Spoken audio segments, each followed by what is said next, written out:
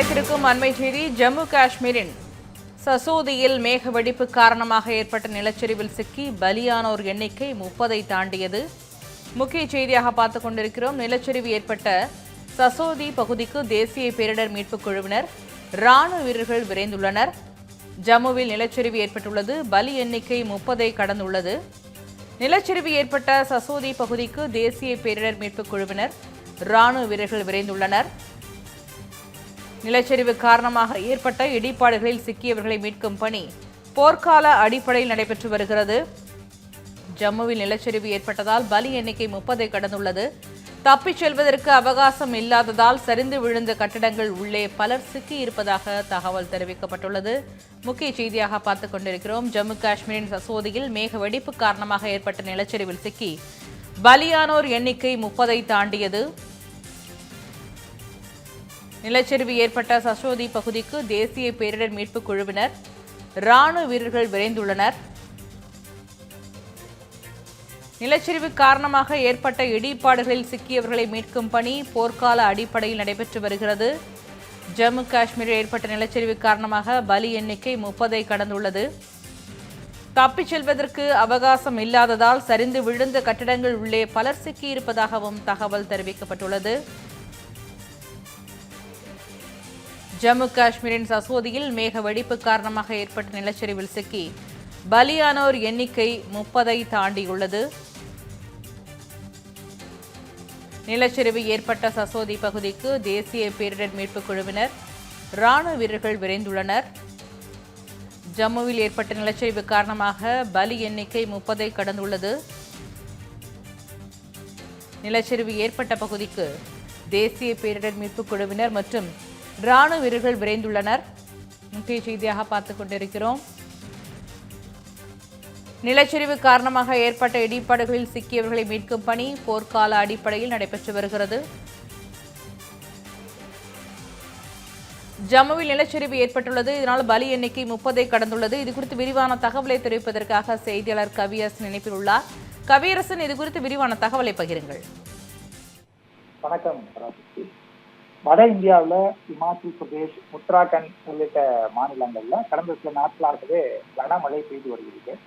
இதனால அந்த மாநிலங்களில் இருக்கக்கூடிய மக்கள் சிரமத்தை சந்தித்து வர்றாங்க. அவங்களுடைய இயல்பு வாழ்க்கை பாதிக்கப்பட்டது. அதனுடைய தொடர்ச்சியாக தற்போது ஜம்மு காஷ்மீர்ல இருக்கக்கூடிய கிஷ்த்வார் மாவட்டத்துல சசோதி அப்படிங்கிற இடத்துல மேக வெடிப்பு காரணமாக கனமழை பெய்திருக்கிறது.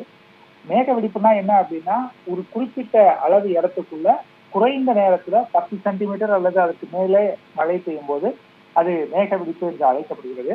இது மாதிரியான குறைந்த நேரத்துல அதிக மழை பெய்யும் போது பெரிய பாதிப்பு ஏற்படும். அதுதான் தற்போது சசோதி கிராமத்துல ஏற்பட்டிருக்கிறத நம்மளால பார்க்க முடிகிறது. கனமழை காரணமாக பெரு வெள்ளம் ஏற்பட்டு அந்த கிராமத்துல நிலச்சரிவு ஏற்பட்டிருக்கிறது.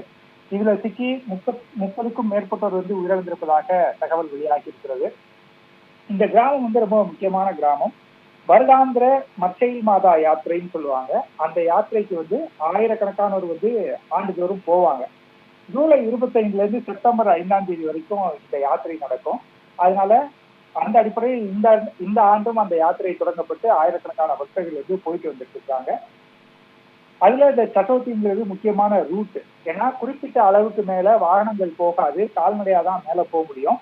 கடல் மட்டத்துல இருந்து 2800 மீட்டர் உயரத்துல இருக்கக்கூடிய கோயிலுக்கு போய் தரிசனம் பண்ணிட்டு பக்தர்கள் வருவாங்க.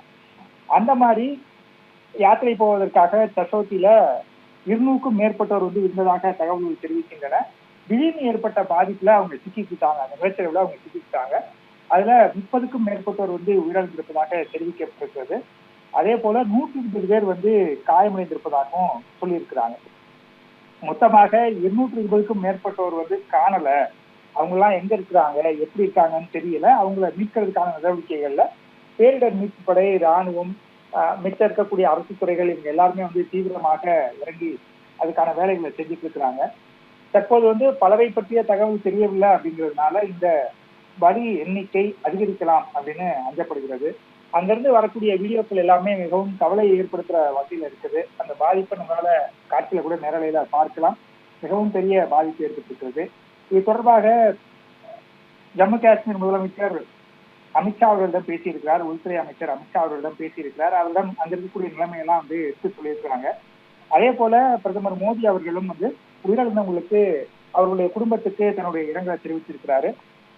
அதே போல காயமடைந்தவர்கள் விரைவில் மீண்டு வரணும் அப்படின்னு நான் பிரார்த்திக்கிறேன் அப்படின்னு சொல்லியிருக்கிறாரு. அது மட்டும் இல்ல, இந்த சூழ்நிலையில ஜம்மு காஷ்மீருக்கு தேவைப்படக்கூடிய அத்தனை உதவிகளையும் மத்திய அரசு செய்யும், எங்களால என்னெல்லாம் செய்ய முடியுமோ அவ்வளவும் செய்வோம் அப்படின்னு சொல்லியிருக்கிறாங்க.